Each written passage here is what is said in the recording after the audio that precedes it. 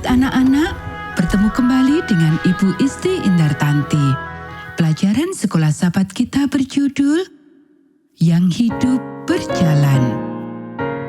Ayat hafalan 1 Petrus pasal 1 ayat 3.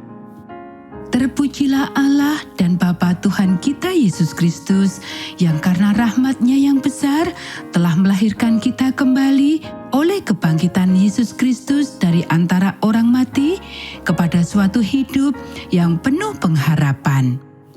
Poin penting pelajaran kita dapat dengan penuh semangat membagikan kabar baik tentang kematian dan kebangkitan Yesus. Pernahkah kamu kehilangan seseorang yang dekat denganmu? Apakah kamu masih ingin bertemu dengan orang itu? Apakah kamu berpikir, berbicara, dan bahkan bermimpi tentang orang itu? Itulah yang terjadi ketika kamu mengasihi seseorang. Hari masih gelap ketika seorang wanita bernama Maria berangkat dari rumahnya. Dia berjalan dengan hati-hati di sepanjang jalan sambil membawa guci berisi rempah-rempah. Di sebuah tikungan jalan, ia melihat sesosok tubuh yang sedang menunggu. "Selamat pagi, Joanna," sapanya. "Selamat pagi, saudariku," jawab Joanna. "Apakah kamu sudah beristirahat dengan baik?" "Tidak juga. Aku tidak percaya dia sudah meninggal," kata Maria pelan. "Aku juga tidak bisa," kata Joanna menghela nafas sambil matanya berkaca-kaca. Betapa baiknya Yusuf menyediakan makamnya untuk Yesus. Dengan demikian, kita dapat melakukan persiapan yang diperlukan untuk penguburannya. Para wanita itu terus berjalan dalam keheningan ketika mereka berjalan di sepanjang jalan menuju kubur tempat Yesus terbaring. Matahari baru saja mulai menyinari lanskap ketika mereka mendekati kubur itu. "Oh, lihatlah," kata Maria. "Seseorang datang dan menggulingkan batu itu untuk kita." Para perempuan itu masuk ke dalam kubur, siap untuk membalsam tubuh juru selamat. Ketika mereka melihat kubur yang kosong dengan kain kafan yang terlipat rapi di sisi kepala, mereka hanya bisa saling memandang dengan tidak percaya. Di mana dia?" Maria akhirnya tergagap.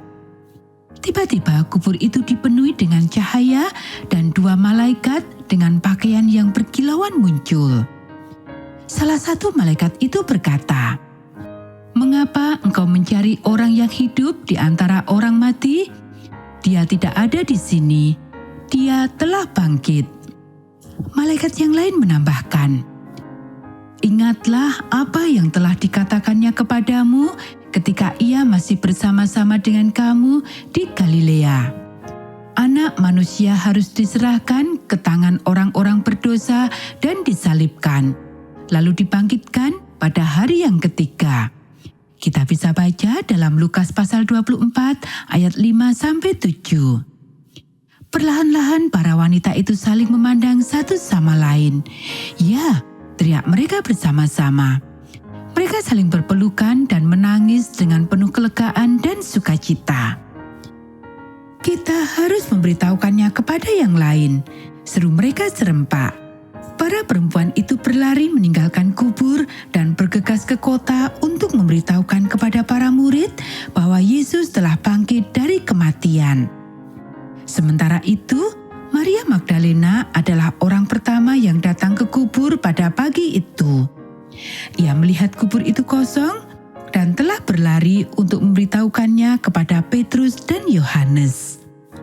Sekarang Petrus dan Yohanes berlari ke arah kubur, tetapi Yohanes berlari lebih cepat dan sampai di sana lebih dahulu. Ia melihat ke dalam dan melihat kain kafan yang terlipat.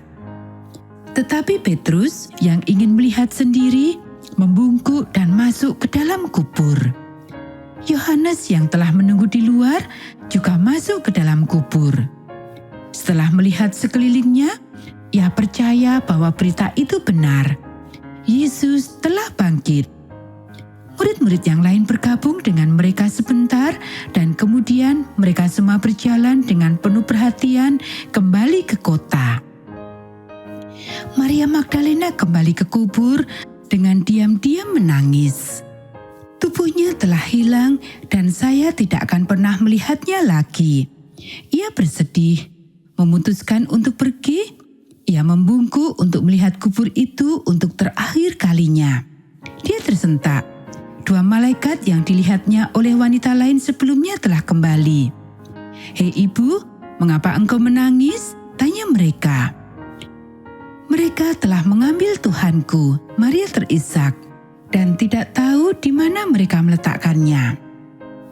Merasakan kehadiran seseorang di belakangnya, Maria Magdalena menoleh dan melihat seorang pria berdiri di sana. "Hai ibu, mengapa engkau menangis?" Dia bertanya dengan ramah. "Siapakah yang engkau cari?" Maria mengira dia adalah tukang kebun. "Tuan," katanya sambil menyeka air matanya, "jika Anda telah membawanya pergi, beritahu saya di mana Anda meletakkannya, dan saya akan mengambilnya." "Maria," panggilan sebuah suara yang sangat familiar. "Rabuni," artinya guruku, Maria berseru, bersujud di depan kakinya. "Janganlah engkau berpegang kepadaku, karena aku belum naik kepada Bapa," katanya. "Pergilah kepada saudara-saudaraku dan katakanlah kepada mereka, aku naik kepada Bapakku dan Bapamu, kepada Allahku dan Allahmu." Kita bisa baca dalam Yohanes pasal 20 ayat 11 dan 17. Maria hampir tidak dapat menahan sukacitanya ketika ia berlari ke kota.